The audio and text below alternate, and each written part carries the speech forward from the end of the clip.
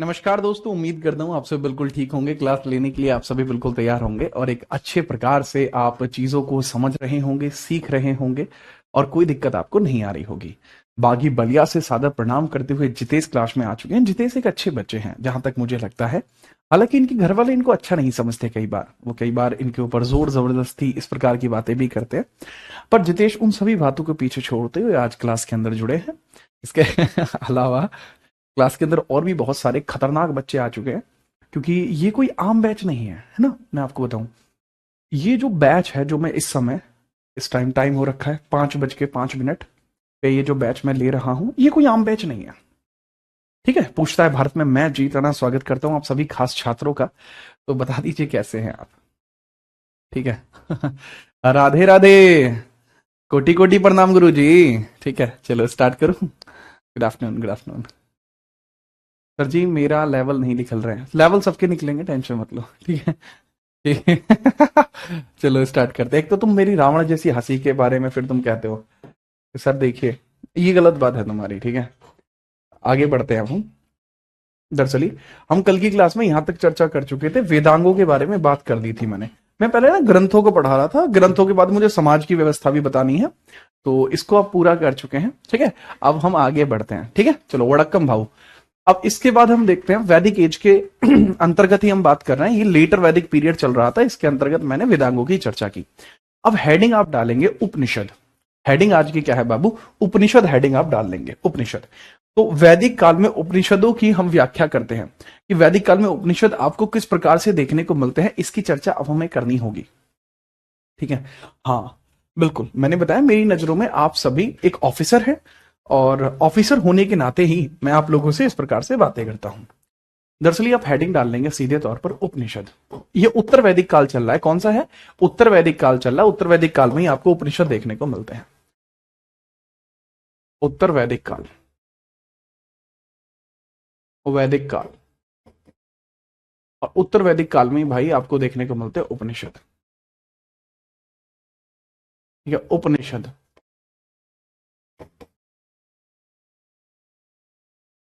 तो बाबू उपनिषद के बारे में समझने के लिए क्या आप तैयार हैं? निश्चित। तो उपनिषदों की संख्या कितनी है? लगभग उपनिषद 200 है। लगभग उपनिषदों की संख्या 200 है, परंतु हम सारे उपनिषदों को पढ़ नहीं पाए। सारे उपनिषदों को हम पढ़ नहीं पाए। 108 हैं जो हमारे मुख्य उपनिषद बने। ठीक है, जो मुख्य उपनिषद बने। हाँ भाई शिखा, अब मैंने बताया जैसा कि उपनिषदों की संख्या कितनी है बाबू? उपनिषदों की संख्या, ठीक है, इसकी संख्या 200 है। परंतु इसमें से जिनको हम पढ़ पाए हैं वो 108 है। जिनको हम प्राप्त कर पाए, जिनको पूर्ण प्राप्त कर पाए हैं, वो 8 उपनिषद हैं। लेकिन जो प्रमाणित उपनिषद हैं, प्रमाणित उपनिषद हैं, प्रमाणित उपनिषद हैं, निषद हैं, उनकी संख्या है बाबू 108। जो प्रमाणित उपनिषद हैं, दैट इज वेरीफाइड, वेरीफाइड जो उपनिषद हैं, दैट इज 108। वेरीफाइड उपनिषद, जो वेरीफाइड उपनिषद हैं, दे आर 108। वेरीफाइड उपनिषद कितने हैं बाबू? 108 है। नेक्स्ट इसके बारे में अगर हम बात करें तो इसको एक क्रम याद रखा जाता है, जो मतलब याद रखते हैं 42-102। एक क्रम याद रखना जाता है 42-102। अब 42-102 को आप कैसे याद रखते हो? देखो 42-102 को ऐसे याद रखा जाता है कि आप 4 उपनिषद इसके अलग हैं, 2 उपनिषद इसके अलग हैं और 102 उपनिषद इसके अलग हैं। ये जो उपनिषद हैं, जो 4 उपनिषद आपको इसके अंतर्गत देखने को मिलते हैं, ये बेसिकली वो उपनिषद हैं जो गद्यांश के तौर पर लिखे गए हैं। गद्यांश के तौर पर लिखे गए, गद्य के तौर पर, गद्यांश, गद्यांश के तौर पर लिखे गए हैं। सिर्फ गद्यांश, सिर्फ गद्य, सिर्फ गद्य, ओनली। ठीक है, प्रोज, ओनली प्रोज के तौर पर ये देखने को मिलते हैं। ओनली प्रोज के तौर पर देखने को मिलते हैं, ओनली प्रोज, ओनली प्रोज। 2 चंपू ग्रंथ देखने को मिलते हैं। 2 चंपू ग्रंथ है, चंपू, चंपू ग्रंथ है। चंपू ग्रंथ होते हैं जो प्रोज और पोइट्री दोनों होते हैं, जिसके अंदर गद्य प्लस पद दोनों का यूजेज किया जाता है, गद्य प्लस पद दोनों का यूजेज किया जाता है। इनको चंपू ग्रंथ बोला जाता है। इसके अंदर आपको प्रोज और पोइट्री दोनों देखने को मिलते हैं। Prose plus poetry, poetry poetry दोनों आपको देखने को मिलते हैं, प्रोज भी पोइट्री भी। और 102 के अंदर आपको जो देखने को मिलता है दैट इज पद, ओनली पोइट्री। पोइट्री देखने को मिलती है, केवल पद है, ये केवल पद आपको देखने को मिलते हैं बाबू। तो सवाल इसी प्रकार से बनेगा कि केवल पद कितने हैं या केवल गद्य कितने हैं, इसी प्रकार से आप याद रख सकते हैं। ठीक है, चलिए केवल पद हैं, देख सकते हैं। इसको वर्स भी बोला जाता है कई बार, इसको वर्स भी आप बोल सकते हैं, ओनली वर्स, वर्स भी आप इसको देख सकते हैं, वर्स। इंग्लिश में इसको वर्स भी बोल सकते हैं, पोइट्री की जगह इसके लिए वर्स टर्म यूज होता है। चंपू का मीन क्या होता है, चंपू ग्रंथ क्या होते हैं बाबू? चंपू ग्रंथ जिसमें गद्य व पद दोनों देखने को मिलते हैं, उनको हम चंपू ग्रंथ के तौर पर जानते हैं, उनको हम चंपू ग्रंथ के तौर पर जानते हैं। ठीक है, याद रखना, गद्य और पद दोनों, जिसको चंपू ग्रंथ के तौर पर जानते हैं। अरे पॉटरी नहीं होते, पॉटरी क्या होता है? वो चीनी बर्तन होता है पॉटरी, है ना? ठीक है, इसको नोट करो। नेक्स्ट, अब मुख्य उपनिषद की बात करूंगा, वो आपको 13 देखने को मिलते हैं। मुख्य उपनिषद 13 है। ठीक है, मुख्य उपनिषद कितने हैं बाबू? हमारे 13 हैं मुख्य उपनिषद। मुख्य उपनिषद 13 है, 13 है, 13। क्या होता है उपनिषद? उपनिषद क्यों होते हैं? क्या है उपनिषद? जरूरत क्या है उपनिषद की? सर, ये हमारे कर्म कांड व दैनिक जीवन को दर्शाता है। आखिरकार हमारे जीवन का उद्देश्य क्या है? हमारे जीवन का परम उद्देश्य क्या है? मोक्ष की प्राप्ति कैसे हो सकती है? इन सभी बातों को यहां पर देखा गया है। ठीक है, चलिए। हाँ, जैसा मैंने बताया कि उपनिषद का ऑब्जेक्टिव क्या होता है, उपनिषद का ऑब्जेक्टिव क्या होता है, ऑब्जेक्टिव क्या होता है, यानी इसका मतलब है बाबू यहां उद्देश्य की चर्चा की जा रही है। इसका उद्देश्य क्या होता है? दरअसल इसका उद्देश्य कुछ इस प्रकार से आपको देखने को मिलता है कि यहां पर हम जीवन के अंदर प्राप्तियों की गणना करते हैं, प्राप्तियों की गणना करते हैं। जैसे जीवन का परम उद्देश्य क्या है?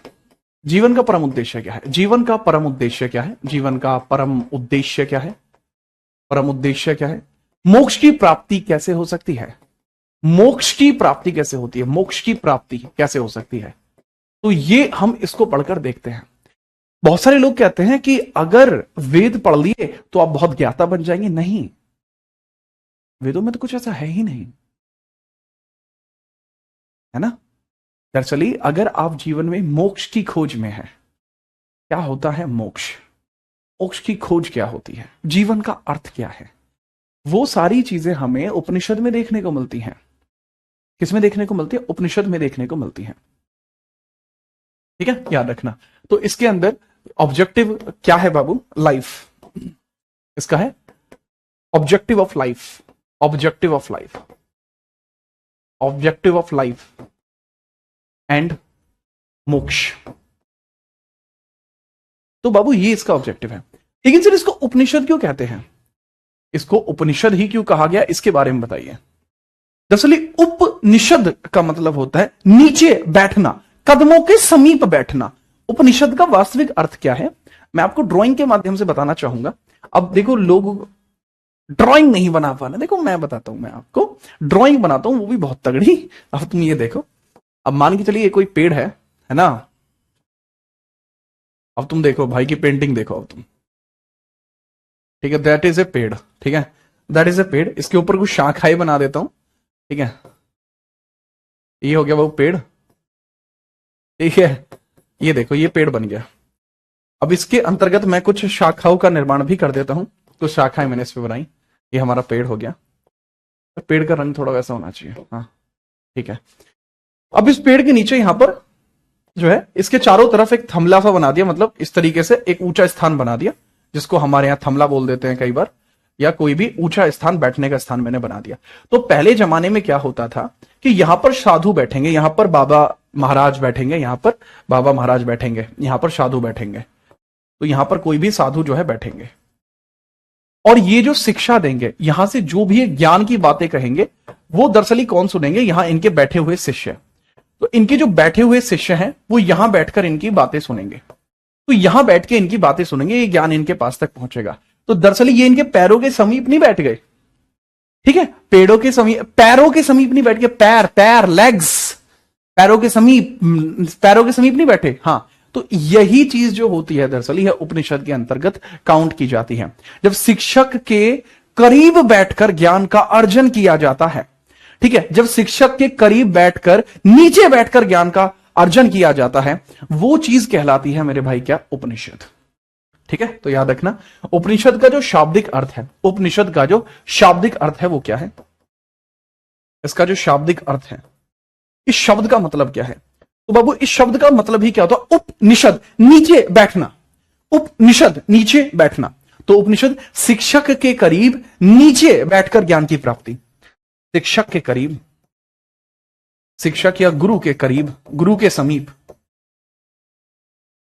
नीचे बैठकर ज्ञान की प्राप्ति, बैठकर ज्ञान प्राप्ति, ज्ञान प्राप्ति। तो दरअसल ये जरूरी होता है, ज्ञान की प्राप्ति जरूरी होता है, इसको आप ऐसे रख लेना। ठीक है, चलिए, इनके अंतर्गत इनको वेदांत भी कहा जाता है, इनको वेदों का वेदांत कहते हैं, इनको वेदों का वेदांत कहते हैं, इनको वेदों का वेदांत भी कहा जाता है, इनको वेदांत भी कहा जाता है, उपनिषदों को ही, इनको ही वेदांत भी कहते हैं, उपनिषद ही वेदांत है। वेदांत क्यों है ये, वेदांत का मतलब क्या होता है, वेदांत आप मनुष्य जीवन का अंतिम लक्ष्य है, मनुष्य जीवन का अंतिम लक्ष्य है देहांत से वेदांत, याद रख लेना, क्योंकि इसमें मोक्ष की प्राप्ति की व्याख्या की गई है, क्योंकि इसमें मोक्ष की प्राप्ति की व्याख्या की गई है, इस कारण से इसको वेदांत कहते हैं। काइंडली इसको इंग्लिश में नोट कर लेना, when the teaching is given by the teacher, when the teaching is given by the teacher, when the students are sitting to downwards to them, to downwards to them, then this is called as Upanishad. ठीक है, तो इसको आप लिख सकते हैं, when the teaching, when the knowledge is acquired by the students sitting downward to the teacher, that is called Upanishad. Upanishad also called as Vedanta. Vedanta. ठीक है, ये इस प्रकार से भी होता है। अब मैं कुछ प्रमुख बातों के बारे में बता देता हूं। ठीक है, चलिए सर, नहीं भैया आपके लिए पर्याप्त रहेगा सौरभ, अब बात को ध्यान पे दो। ठीक है, चलिए, डुअलिज्म क्या होता है बाबू, द्वैतावाद होता है वो डुअलिज्म। ठीक है, वो मैं आपको भक्ति आंदोलन के दौरान पढ़ाता हूं, क्या होता है द्वैतावाद। ठीक है, अब पहले यहां ध्यान दो, पहले उपनिषद के बारे में ध्यान दो। अब मैं कुछ प्रमुख उपनिषदों की व्याख्या करता हूं, सारे उपनिषद तो आपको नहीं पढ़ने, कुछ के बारे में पढ़ते हैं। ठीक है, चलिए, जैसे वृहदारण्य, वृहदारण्य, वृहदारण्य, ठीक है, वृहदारण्यक बोलते हैं, फिर वृहदारण्यक बोलते हैं इसको, वृहदारण्यक, वृहदारण्यक उपनिषद, वृहदारण्यक उपनिषद। ये पेज और होगा उपनिषद इसमें खत्म हो जाएगा, थोड़ा तेज तेज लिख लो बाबू। इसको बोलते हैं वृहदारण्यक, वृहदारण्यक उपनिषद। तो बाबू जो वृहदारण्यक उपनिषद होता है दरअसल ये लॉन्गेस्ट है, ये सबसे ज्यादा विस्तृत है, सर्वाधिक विस्तृत है, ये सर्वाधिक विस्तृत है, सर्वाधिक विस्तृत है। ठीक है, इसके अंदर क्या क्या व्याख्या की गई है बहुत ध्यान से समझना। इसके अंदर सबसे पहले याज्ञवल्क्य और गार्गी का संवाद है, ये सबसे ज्यादा विस्तृत है, सबसे बड़ा है, लॉन्गेस्ट है, जिसको बोला जाता है वृहदारण्यक उपनिषद। जैसे इसमें मैंने बताया याज्ञवल्क्य, याज्ञवल्क्य, याज्ञवल्क्य और गार्गी का संवाद है, याज्ञवल्क्य और गार्गी का संवाद है, इसमें संवाद है। अच्छा, याज्ञवल्क्य को कहा जाता है कि ये अपने टाइम पर सबसे ज्यादा smartest person who had ever lived, smartest person है, ये सर्वाधिक बुद्धिमान है, ये स्मार्टेस्ट पर्सन। ठीक है, सर्वाधिक बुद्धिमान है, ये सर्वाधिक बुद्धि इनके पास थी याज्ञवल्क्य के पास। ऐसा माना जाता है याज्ञवल्क्य ज्ञान का सागर था, याज्ञवल्क्य एक इतने महत्वपूर्ण व्यक्ति थे जिनको हर एक प्रकार का ज्ञान प्राप्त था। ठीक है, तो गार्गी के और इनके बीच में एक जो है डिबेट शो होता है, जिसमें ये बताते हैं, ठीक है, जिसके अंदर बहुत अलग अलग प्रकार की बातें की जाती हैं, और अंत में इसमें जीतता कौन है सर, याज्ञवल्क्य ही जीतते हैं बेसिकली, क्योंकि इनकी ज्ञान की प्राप्ति असीम थी, इनकी ज्ञान की प्राप्ति असीम थी। मैत्रेयी और कात्यायनी इनकी वाइफ थी, मैत्रेयी और कात्यायनी, मैत्रेयी मैत्रेयी और कात्यायनी, कात्यायनी इनकी पत्नियां थी, मैत्रेयी और कात्यायनी, मैत्रेयी, मैत्रेयी एंड कात्यायनी, कात्यायनी इनकी वाइफ थी। ठीक है, तो याज्ञवल्क्य की जो वाइफ है वो दो हैं। ठीक है, एक आपको देखने को मिल जाएंगी मैत्रेयी और एक देखने को मिल जाएंगे कात्यायनी। काफी इंपोर्टेंट आपको देखने को मिल जाएंगे, काफी इंपोर्टेंट देखने को मिल जाएंगे। अब इसके अंदर जैसे इसको इनको बहुत ज्यादा पसंद था, याज्ञवल्क्य पसंद था इन्हें। कात्यायनी को क्या पसंद था? पैसा, कि तुम पैसा पैसा करती हो, तुम पैसे पे क्यों मरती हो, है ना। ये चीज आपको यहां देखने को मिलती है। तो अंत में जब याज्ञवल्क्य का अंतिम समय आया तो याज्ञवल्क्य ने कहा कि भाई मैं संन्यास जाना चाहता हूं, मैं जाना चाहता हूं सत्य की खोज में, मैं जाना चाहता हूं मोक्ष की प्राप्ति में। तो कात्यायनी ने इनसे पैसा मांग लिया कि आपका जो भी पैसा आप मुझे दे दो। क्या ठीक है, ले लो पैसा, क्या ही रखा है पैसे में, पैसे का कोई मोल नहीं है, मोल है भावनाओं का। जहां भावनाएं प्योर होती हैं वहां पैसे मायने ही नहीं रखता। मैत्रेयी ने पूछा कि याज्ञवल्क्य, अगर ये सब कुछ तुम हमें दे दोगे तो तुम कहां जाओगे? तो याज्ञवल्क्य ने कहा कि मेरा जीवन अब लगभग समाप्त हो चुका है, मैं अपनी वृद्ध अवस्था में पहुंच चुका हूं, तो अब मैं अपने जीवन को सिर्फ मोक्ष की ओर देकर जाना चाहता हूं। वास्तविक जीवन वही है। जब मैत्रेयी ने ये बातें सुनी तो मैत्रेयी ने कहा तो फिर मेरे लिए जीवन मायने नहीं रखता तुम्हारे बगैर। फिर उन्होंने कहा कि तेरे होने से ही तो मेरा होना है। और उसके पश्चात मैत्रेयी जी याज्ञवल्क्य के साथ चली जाती हैं। ठीक है, कहां? आरण्यक में, आरण्यक यानी जंगल में। ठीक है, और वहां जाकर वो लोग इस चीज को समझे। ठीक है, अब मैंने इसको एक मतलब अब इस लाइन के साथ जोड़ा। अब ये मत सोचना कि उस समय उन्होंने ऐसे कैसे कह दिया। ठीक है, तो दैट इज समझदारी, मैत्रेयी समझदार थी। ठीक है, तो उसको थोड़ा सा याद रखना। अच्छा, आप वो सुनते हैं कि तमसो मां ज्योतिर्गमय अस्तो मां सद्गमय, हे माता सरस्वती हमें अंधेरे से लेकर जाइए प्रकाश की ओर। तमसो मां ज्योतिर्गमय, तमस से ज्योतिर की तरफ। ठीक है, तो याद रखना ये जरूरी होगा, ये आपको यही देखने को मिलता है। तमसो मां ज्योतिर्गमय अस्तो मां सद्गमय, तमसो मां ज्योतिर्गमय, ज्योतिर्गमय।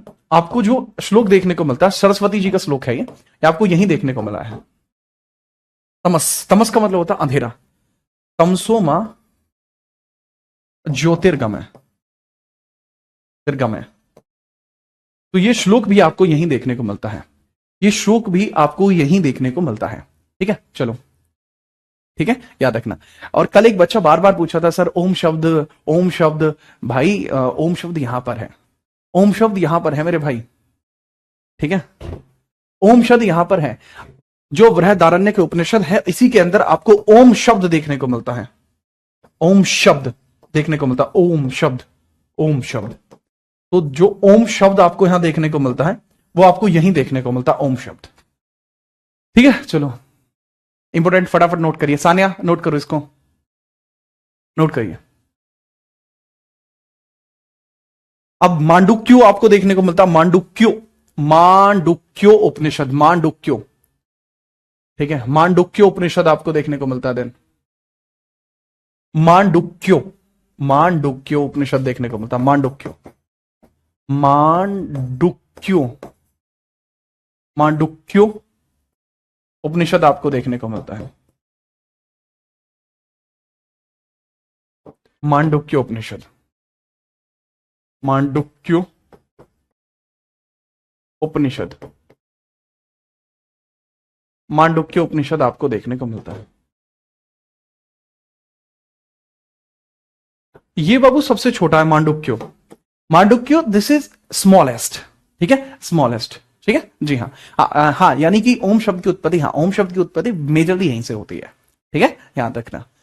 ठीक है, चलिए अब मांडुक्य उपनिषद आपको देखने को मिलते हैं, ये स्मॉलेस्ट आपके उपनिषद है, स्मॉलेस्ट उपनिषद। उपनिषद सबसे छोटा उपनिषद अगर कोई है तो वो मांडुक्य उपनिषद है। नेक्स्ट हम बात करते हैं, नेक्स्ट मांडुक्यों के बाद कुछ और उपनिषद भी हैं जिसके अंदर कुछ चीजें देखने को मिलते हैं। जैसे मुंडको उपनिषद हमारा राष्ट्रीय वाक्य है। मुंडको उपनिषद में से, मुंडको उपनिषद, मुंडको उपनिषद मुंडकोपनिषद में से हमारा राष्ट्रीय वाक्य देखने को मिलता है। मुंडकोपनिषद, मुंडकोपनिषद हमारा नेशनल सेंटेंस, राष्ट्रीय वाक्य सत्यमेव जयते। राष्ट्रीय वाक्य बाबू सत्यमेव जयते उसमें देखने को मिलता है, सत्यमेव जयते। अच्छा मुझे एक बात बताओ, हमारे सुप्रीम कोर्ट का टैगलाइन क्या है? हमारे सुप्रीम कोर्ट की टैगलाइन बताना बाबू, सुप्रीम कोर्ट की टैगलाइन बताओ, सब बताओ फटाफट से। पॉलिटी पढ़ते हो ना मुझसे, ठीक है, पढ़ते हो ना पॉलिटी, तो बताओ सुप्रीम कोर्ट की टैगलाइन क्या है? सत्यमेव जयते। ये आपको देखने को मिलता है, सत्यमेव जयते, सत्य की सदैव विजय होगी, आपको यहां देखने को मिलता है। सुप्रीम कोर्ट की टैगलाइन बताना, मुंडकोपनिषद से। कठोर उपनिषद से आपका लिया गया है यम नचिकेता। कठोर उपनिषद में यम और नचिकेता, कठोर उपनिषद, उपनिषद। अब ये यम और नचिकेता कौन है यार? ये नचिकेता नाम का जो छोरा था ना, कति गच था, मतलब लेवल था भाई नचिकेता का। नचिकेता बहुत बोलता था, घना बोलता था, ठीक है, बहुत घना, ठीक है, बोलता बहुत था। तो इस वजह से यम जब आया तो उन्होंने यम से भी बहस करनी शुरू कर दी। यम और नचिकेता संवाद,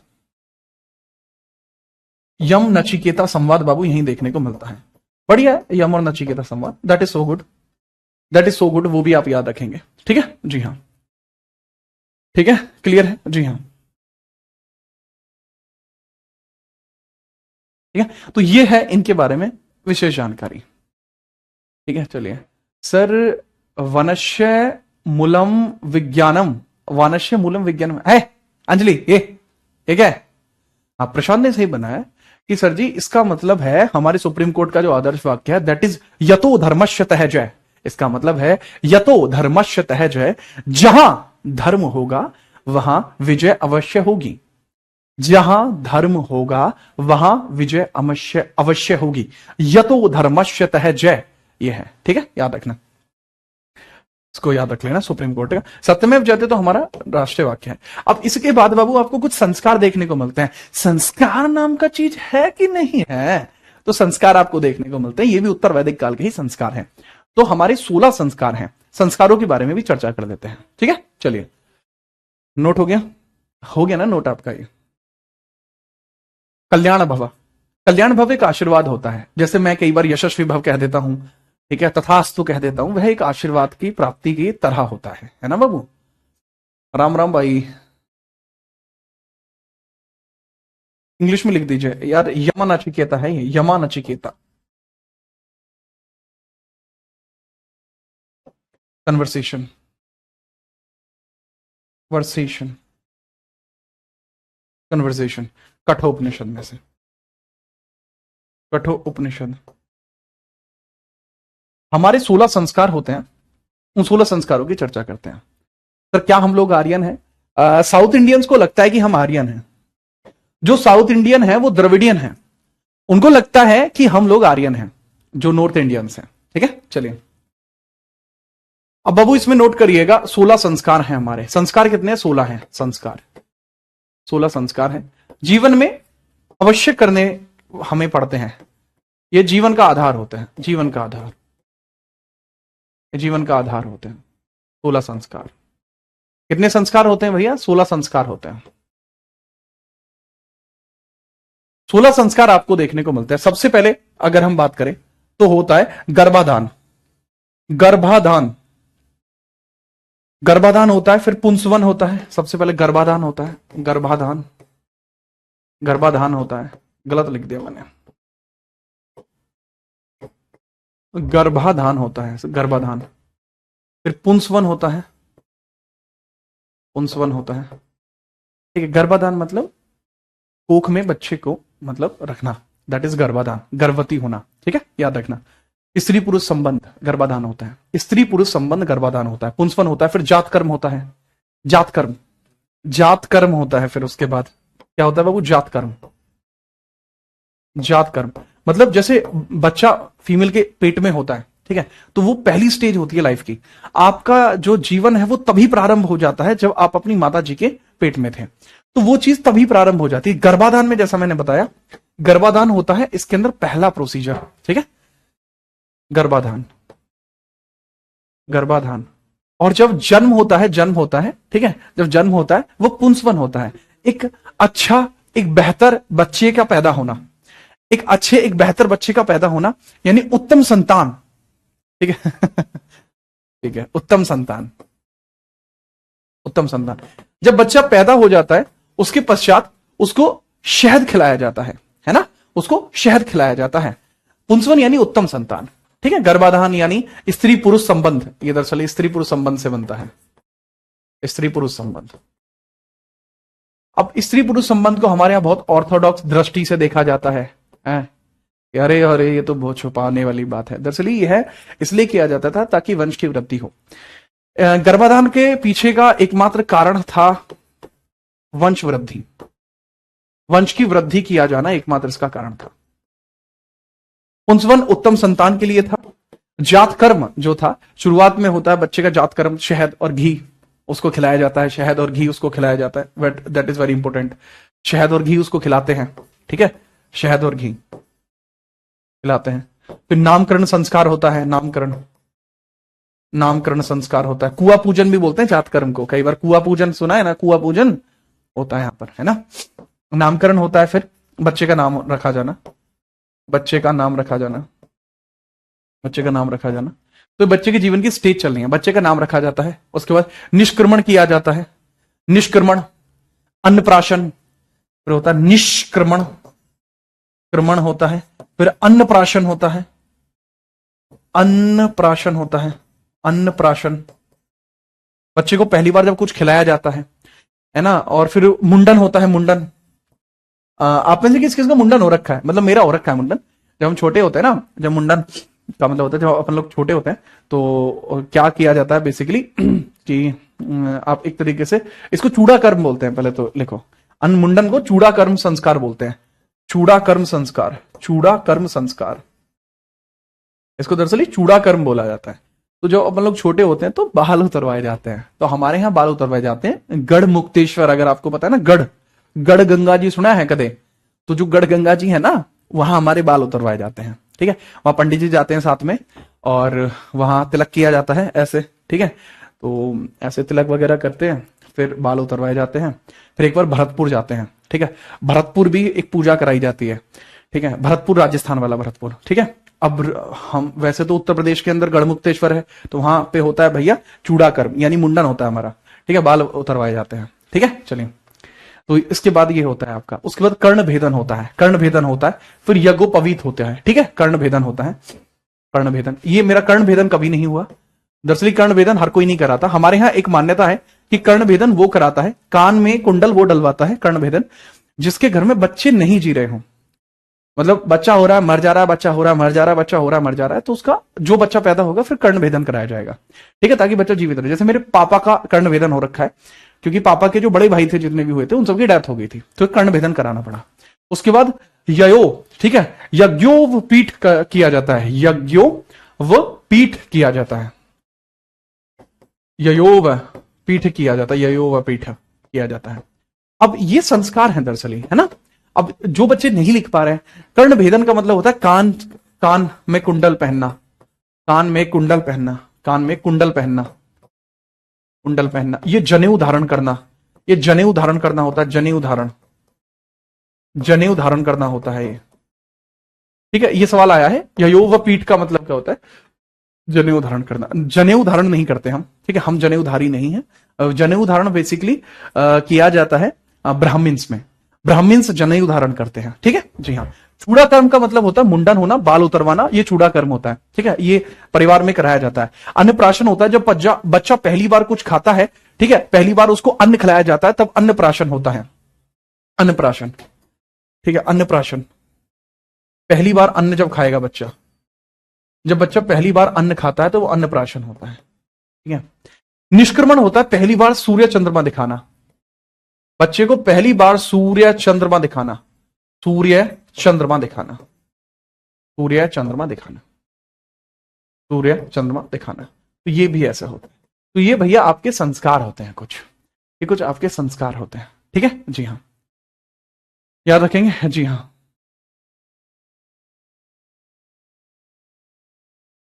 ठीक है, चलो। ययोवपीठ, हाँ, ययोवपीठ आपको देखने को मिलता है, ययोवपीठ आपको देखने को मिलता है। फिर समावर्तन होता है और फिर अंत्योष्ठी होता है, अंत्येष्ठी होता है। ठीक है चलो, ठीक है चलो, जी हाँ भाई, आपकी इच्छा है, ठीक है, इसको अब नोट करिए फटाफट से। कोई दिक्कत है तो बताइए, कोई दिक्कत है तो बताइए, कोई दिक्कत है तो बताएं।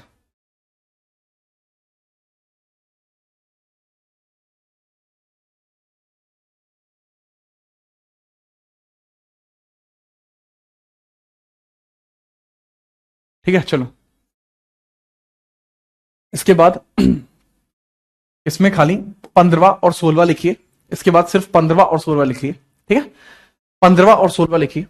15th आपको देखने को मिलता विवाह, और फिर 16th आपको देखने को मिलता अंत्येष्टि, अंत्योष्टि, अंत्योष्टि, अंत्योष्टि। अंत्योष्टि होता है जब कोई मर जाता है तो उसकी अंत्येष्टि की जाती है, अंत्येष्टि। गलत लिख दिया है बाबू, ये दोबारा सही लिख रहा हूं, अंत्येष्टि की जाती है, अंत्येष्टि की जाती है, अंत्येष्टि। ये 16th नंबर का संस्कार आपका होता है। तो इनके बारे में भी कई बार पूछ लिया जाता है। सारे संस्कार याद करने जरूरी नहीं है, सिर्फ इंपोर्टेंट बता रहा हूं, सिर्फ इंपोर्टेंट आप याद रख लेना। ये 1 2 3 4 5 6 7 8 9, ठीक है, ये 9 तो मिनिमम लिख ही लीजिए। समावर्तन लिख लीजिए, 10वां अगर लिखना ही है तो समावर्तन लिख लो। मातृक्षा भी होता है, अरे भाई उसकी जरूरत नहीं है, ठीक है, समावर्तन लिख लीजिए, समावर्तन लिख लीजिए, ठीक है, 10। ठीक है, बाकी जरूरी नहीं है बाबू, जो जरूरी है वो मैंने आपको लिखवा दिया है, कृपया करके लिख लीजिए। ठीक है चलिए, क्या ये सवाल पूछा जाता है? ययोवपीठ आपके उत्तर प्रदेश सब इंस्पेक्टर परीक्षा 2021 में पूछा जा चुका है। जनेऊ धारण को क्या कहा जाता है? अंतिम जो होता है वो अंत्येष्टि होता है, ये भी पूछा जा चुका है। तो 2 सवाल इसमें बन चुके हैं, तो कृपया करके ध्यान दीजिए। अंत्येष्टि मतलब सिस्टम हाँ, अंत्येष्टि मतलब सिस्टम खत्म हो जाता है। ठीक है चलिए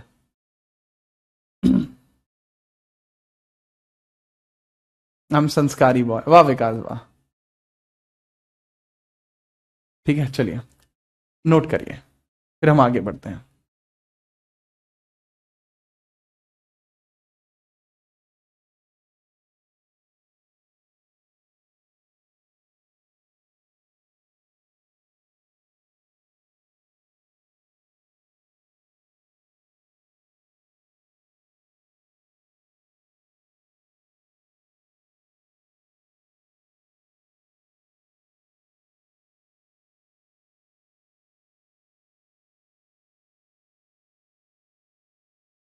ठीक है चलो, लिख लिया।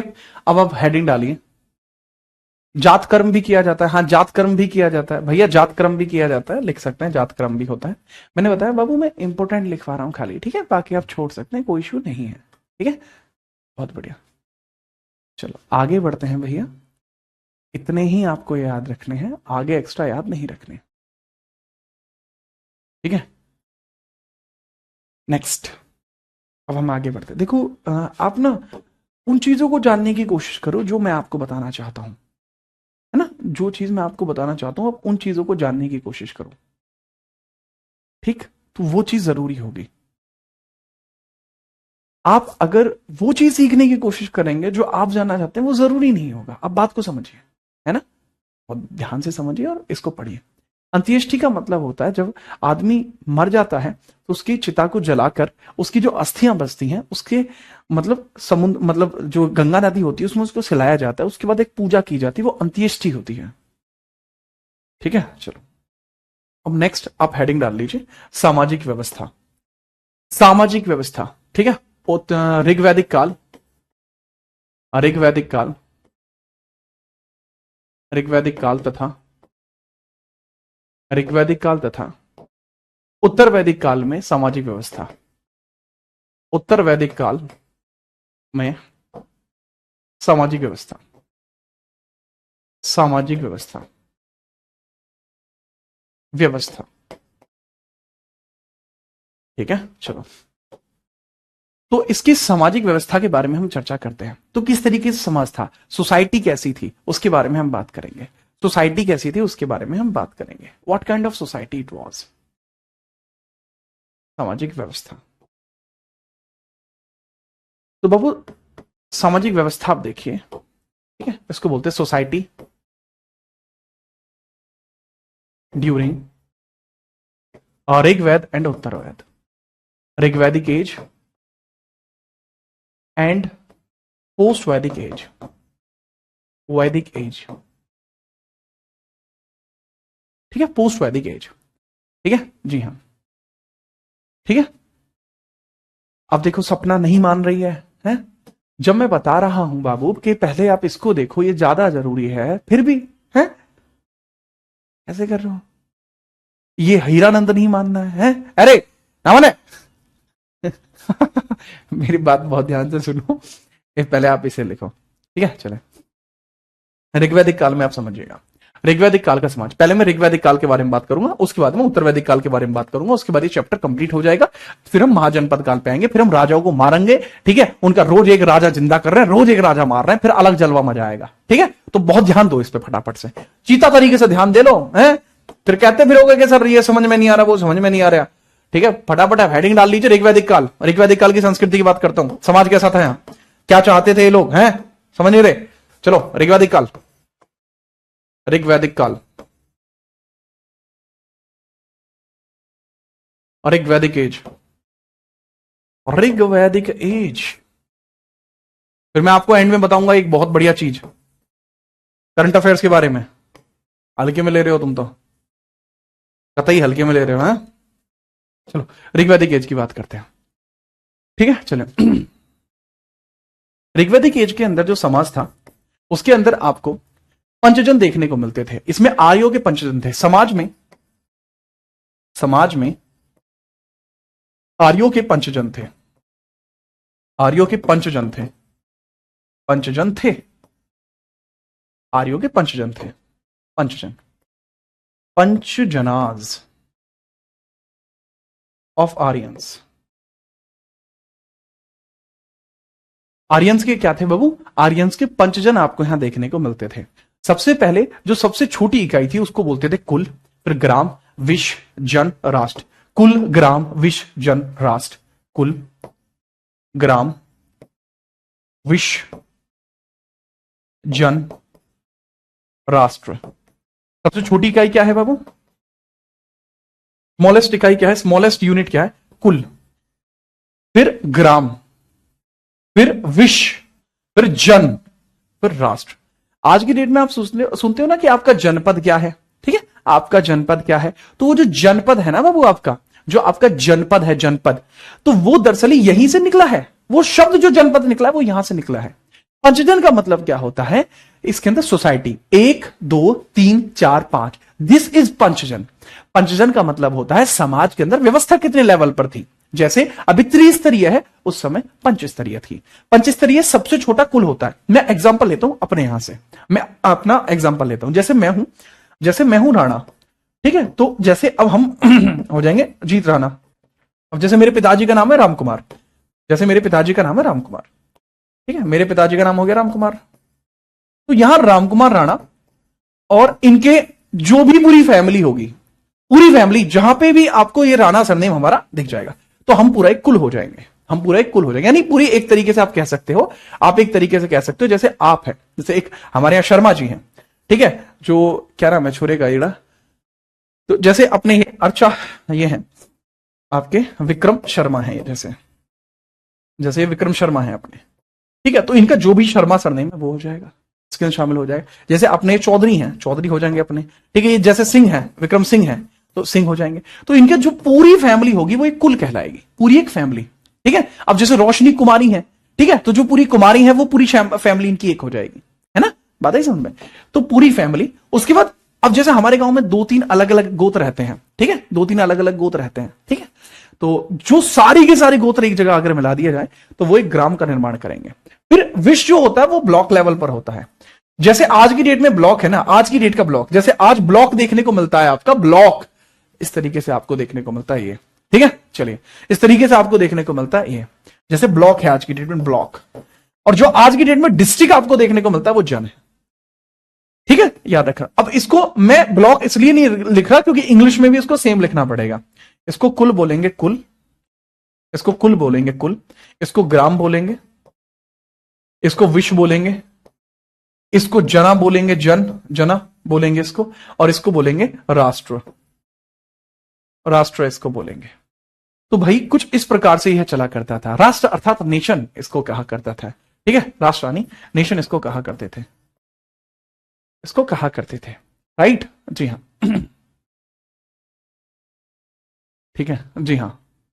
हाँ हो, आप अपने पिताजी का नाम ले रहे हो, हाँ भैया उन्होंने ही मुझे इतना बड़ा किया है ना, तो पिताजी का नाम लेने में मुझे अच्छा ही लगता है, ठीक है। चलो, तो जो कुल था वो दरअसल एक प्रकार से परिवार ही था। कुल था एक प्रकार से, ये परिवार ही था, एक परिवार ही एक कुल था, ठीक है, जी हाँ।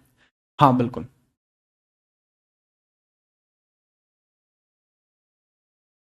हाँ बिल्कुल, कुंदू। विक्रम तिवारी हूं। अरे तिवारी जी काहे टेंशन ले रहे हैं, हाँ? चलिए,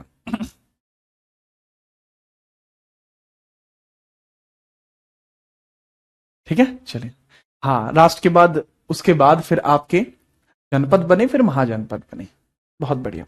तो ये आपके पंचेव चलते थे। इसमें सबसे छोटी इकाई होती थी, सबसे छोटी इकाई कुल होती थी, सबसे छोटी इकाई, छोटी इकाई, ये सबसे छोटी इकाई होती थी, और बाबू ये सबसे बड़ी इकाई होती थी, ठीक है, सबसे बड़े, सबसे बड़ी इकाई होती थी, है ना, ये सबसे छोटी इकाई वो सबसे बड़ी इकाई होती थी। क्लियर है, जी हाँ। चलो नेक्स्ट हम पेज पे बढ़ते हैं, नेक्स्ट अगली हेडिंग, ठीक है। चलो इसको मैं मिटा लेता हूं, फिर हम अगली हेडिंग पे बढ़ेंगे।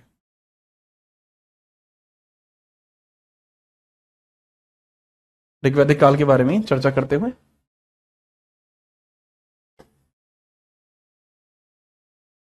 इस समय के जो लोग थे वो शाकाहारी व मांसाहारी दोनों थे, यानी सर्वाहारी थे।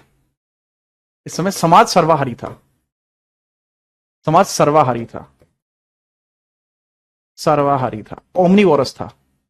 पीपल्स वर ओमनीवोरस, पीपल्स वर ओमनीवोरस, ओमनीवोरस, ओमनीवोरस था भाई। ये मांस भी खाते थे और नॉर्मल भी रहते थे, तो काफी सारे लोग मांस का सेवन करते थे, मांस प्रचलित था, मांस खाते थे, और हरी सब्जियां भी खाते थे, हरी सब्जी भी खाते थे, ग्रीन वेजीज भी खाते थे और मांस भी खाते थे, सर्वाहारी था। यानी ये बहुत पुरानी कल्चर हो जाती है, ठीक है, याद रखना। सर्वाहारी यहाँ पे समाज आपको देखने को मिलता है। जो खाद्य पदार्थ होता था उसको करभ कहा जाता था, खाद्य पदार्थ को करभ कहते थे, खाद्य पदार्थ। जो जौ को यव कहते थे, जौ जो होता था, जौ को यव कहते थे, यव, ठीक है। जो बार्ले होता है, barley, barley is known as, barley यानी जौ को कहते थे यव, यव बोला जाता, यव बोलते थे, ठीक है, याद रखना। और खाने को करब बोलते थे, खाना, भोजन को करब बोलते थे, करब, करब बोलते थे, करब, करब बोलते थे, करब। भोजन को क्या बोलते थे बाबू, करब बोलते थे, करब। इसके अलावा अलग अलग शब्द अलग अलग चीजों के लिए प्रयोग में लाए जाते थे, जैसे यवांगू, यवांगू, यवांगू बोलते थे, जौ का दलिया खाया है आपने, यवांगू खाया है किसी ने, यवांगू, यवांगू खाया बाबू, यवांगू, मैंने तो खाया यवांगू। हमारे जो चाचा हैं वो, हाँ, जो है सीआरपीएफ से रिटायर है हमारे हमारे चाचा। तो हमारे चाचा को है भाई बीमारी एक, तो जिस कारण से उनका जो डाइजेशन सिस्टम है वो ठीक से नहीं चल पाता, जिस वजह से वो गेहूं का खाना नहीं खाते, क्योंकि गेहूं पेट में भारी होता है। तो वो क्या खाते हैं, वो जौ का दलिया खाते हैं। अब मैं भी घर पे जब था तो स्पोर्ट्स में था मैं थोड़ा बहुत, तो उस वजह से मैं भी लाइट फूड खाने की वजह से जौ का दलिया खा कर, ठीक है। तो बढ़िया लगे एकदम। यवांगू का मतलब होता है जौ का दलिया, खाया है, दोनों तरीके से बनता है, मीठा भी बनता है और नमकीन भी, जौ का दलिया, ठीक है, दलिया, जौ का दलिया आपको देखने को मिल जाएगा। प्लस सस्ता भी पड़ता है, पैसे भी कम जाते हैं, ठीक है। ठीक है, नोट करिए फटाफट, ठीक है, चलिए। इसके अलावा घनव बोलते थे मरुस्थल को, मरुस्थल को घनव बोलते हैं, मरुस्थल को क्या बोलते हैं बाबू, मरुस्थल को बोलते हैं घनव, मरुस्थल को बोला जाता है घनव, घ घ घ घनव बोलते हैं, ठीक है। चलो, घनव इसके लिए टर्म यूज होता था, ठीक है, याद रखना। अघन्या यूज होता था गाय के लिए, अघन्या जिसकी हत्या ना की जा सके, अघन्य, अघन्य इसका मतलब है गाय, ठीक है, गाय जिसकी हत्या ना की जा सके, ठीक है, जो मारने योग्य ना हो, मारने योग्य नहीं, मारने योग्य नहीं, मारने योग्य नहीं, योग्य नहीं हो, वही काव कहलाएगी, काव जो मारने योग्य नहीं है, दैट इज कॉल्ड एज काव, ठीक है जी हाँ। ओट्स, अबे ओट्स अलग होती है भाई, ठीक है चलिए याद रखना। पारावत बोलते थे समुद्र को, उस समय पारावत किसको बोलते थे, समुद्र को पारावत बोला जाता था, समुद्र को पारावत, समुद्र को पारावत बोलते थे, समुद्र को पारावत, समुद्र को पारावत बोलते थे, समुद्र को बोलते थे पारावत, पारावत। एक बहुत तगड़ा टर्म यूज किया जाता है, एक बहुत तगड़ा टर्म यूज किया जाता है, वैकनाट, वैकनाट, वैकनाट एक टर्म यूज किया जाता है, वैकनाट। अब मुझे एक बात बताओ, ऐसे कितने लोग हैं जो नाट जानते हैं? हमारे यहां एक शब्द चलता है कि भाई नाट छजी नहीं करती, हमारे यहां एक कहते हैं कि भाई नाट ना छजती, न्यू है ना छजती नाट। तो नाट कितने लोगों को पता है कि नाट किसे कहते हैं? जो आप नाट जान जाओगे तो आप समझ जाओगे मैं क्या कह रहा हूं। अच्छा, उस समाज के बहुत सारे शब्द आज भी हमारे समाज में चलते हैं, जैसे नाट चलता है, जैसे मैंने बताया, ठीक है चले। तो फटाफट मुझे ये बताओ कि नाट कितने लोग जानते हैं कि नाट नहीं छजती ऐसे कहते हैं, तो क्या है नाट? सर ओट्स भी काफी टाइप के आते हैं भैया, हमने आज तक खाए ना है ना ओट्स, तो हमें पता नहीं है। हमें तो भैया रोटी मिल जाओ और नॉर्मल छोटा मोटा उसकी जल चटनी वटनी मिल जाओ, उतना बहुत है जी, ठीक है। हाँ बताओ फटाफट, नाट जानते हो क्या होती है नाट? क्या बे? नाट, नाट ये तो बड़ा एकदम सर नहीं पता। अरे नाट क्या होती है? नाट होती है बेसिकली ऐसी जमीन, ऐसी जमीन जिसके लिए आपको पेमेंट ना करना पड़ा हो, या ऐसा धन जिसके लिए आपको पेमेंट ना करना पड़ा हो। कई बार क्या होता है कि जब लड़की की शादी होती है तो लड़की शादी में जो दहेज लेके आती है, तो दहेज के अलावा कई बार वो जब जो मतलब मान के चलो ऐसी कोई परिवार है जिसमें वो अकेली लड़की है, अब अकेली लड़की की जो पापा है उसकी डेथ हो जाती है, तो जो जमीन है वो तो उस लड़की की हुई, तो वो जमीन भी उसी लड़के को मिल जाती है, तो वो दरअसल ही नाट होती है, ठीक है। ऐसा फ्री का पैसा, एक तरीके से कहोगे तो फ्री का पैसा नाट होती है, ठीक है, फ्री का पैसा होती है नाट, ठीक है। हमारे यहां नाट बहुत ज्यादा शब्द चलता है, फ्री का पैसा। तो इसको जो है सूदखोर, जो है सूदखोरों को वैकनाट बोलते थे, सूदखोर, ठीक है, सूदखोरों को वैकनाट बोलते थे, सूदखोरों को, यानी जो इंटरेस्ट पे पैसा उठाते थे, जो इंटरेस्ट पर पैसा उठाते थे, इंटरेस्ट पर पैसा देते थे, जो इंटरेस्ट पर पैसा देते थे, सूदखोर जो होते हैं आज के डेट में, उनको वैकनाट बोलते थे, ठीक है, वैकनाट बोलते थे।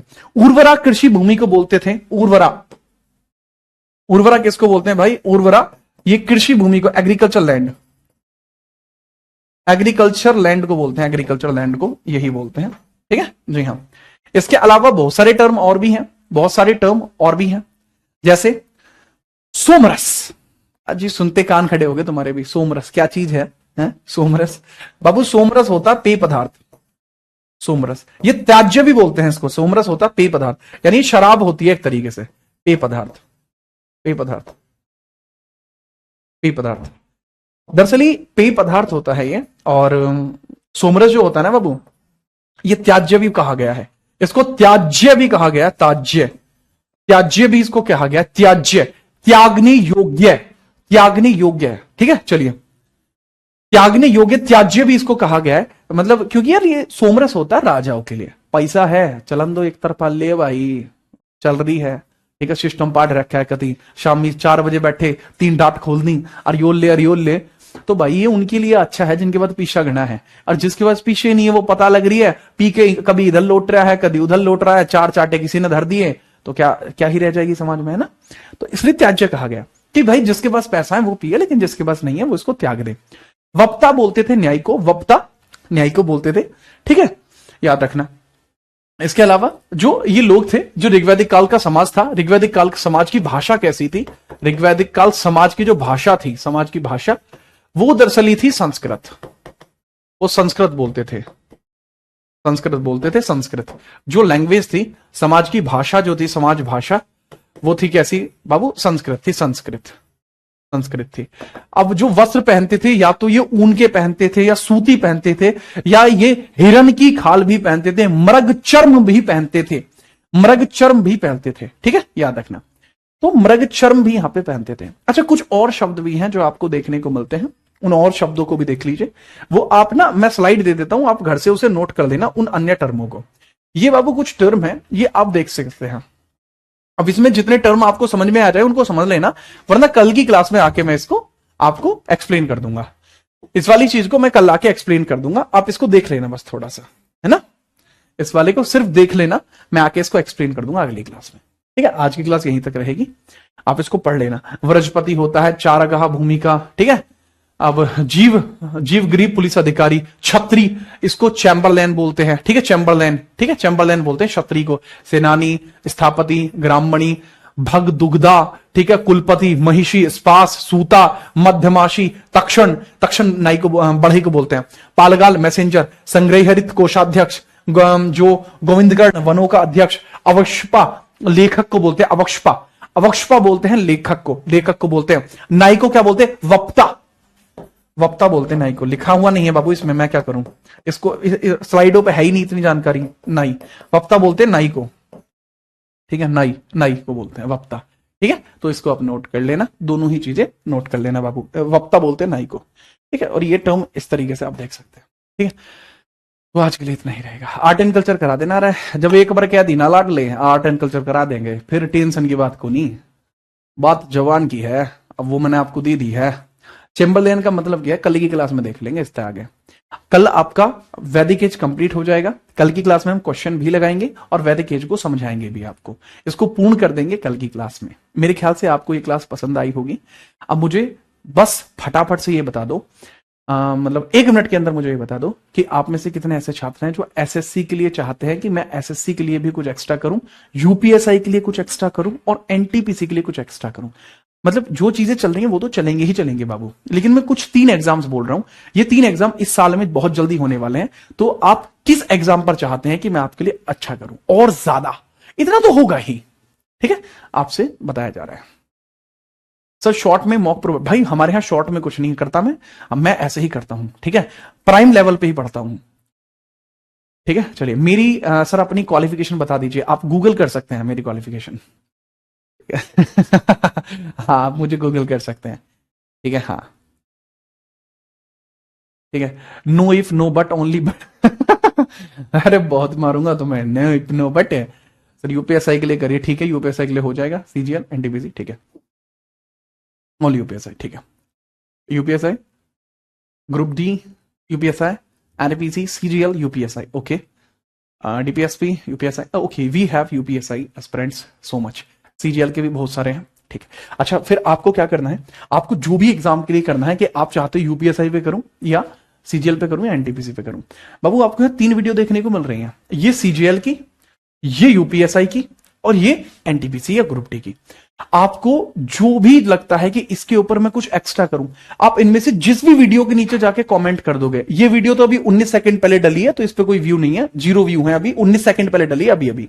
तो आपको जो भी वीडियो तगड़ी लगे, आप इन तीनों के बारे में चाहते हैं तो तीनों पे कमेंट कर दो, मैं तीनों के बारे में ही चीजें स्टार्ट कर दूंगा और इस लेवल पे स्टार्ट करूंगा कि इस बार आपकी नौकरी आपसे, ठीक है, अगर आपका पड़ोसी भी चाहेगा तो वो भी नहीं छीन सकता, ठीक है। कुछ इस तरीके का मैटर बांध देंगे जिसका कोई मतलब नहीं है, ठीक है, एक तरफा माहौल पूरा अलग, ठीक है। तो इसमें जिस भी वीडियो के नीचे जाके आप कमेंट करेंगे उस हिसाब से चीजें आपकी स्टार्ट हो जाएंगी, है ना। सर जिबली आर्ट लगाओ, जिबली आर्ट चिल्ड्रन देखते हैं भाई, ठीक है, ये चिल्ड्रन की खेलने की चीजें जिबली विबली, ठीक है, हम जिबली विबली नहीं देखते, ठीक है, हम तो पूरे प्राइम आदमी हैं जी, ठीक है। सर यूट्यूब चैनल का नाम बता दीजिए, जो आपको अच्छा लगे वो आप सर्च कर सकते हैं, जीत राणा जीएस भी सर्च कर दोगे तो काम चल जाएगा, ठीक है।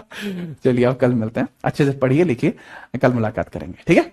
और कोई भी मैटर हो, नोट्स भी डाल दिए हैं टेलीग्राम पे, वो भी देख लेना, ठीक है। सर मैं आपका पुराना छात्र हूं यूपीएसआई का विक्रम, तो फिर ये मान लो सिलेक्शन अब होके ही मिल रहेगा और मैं आप सबका इंतजार और कर रहा हूं कि आप यहां 2 सितारे लाओ या 3 सितारे लाओ, इंतजार है आपका। जो सितारे पहले आएंगे पहले यहीं से शुरू होगा, ठीक है। चलिए आप कल मिलते हैं, जय हिंद, वंदे मातरम।